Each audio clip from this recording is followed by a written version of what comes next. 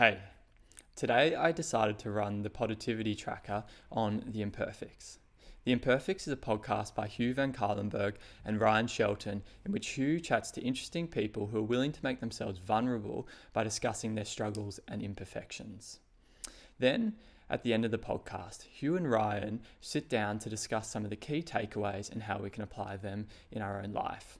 I was really excited to run the tracker on this podcast because I had a gut feeling that they're spreading positivity, but I really wanted to see how the AI would interpret it.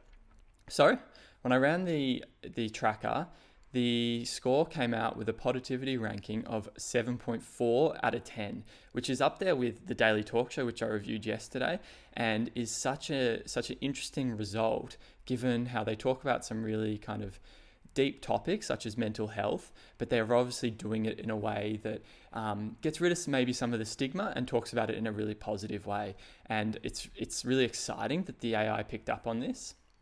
I think this is down to Hugh's ability to talk and relate with his guests and do it in a way that breaks down some of their barriers and they can talk about it openly and I guess positively.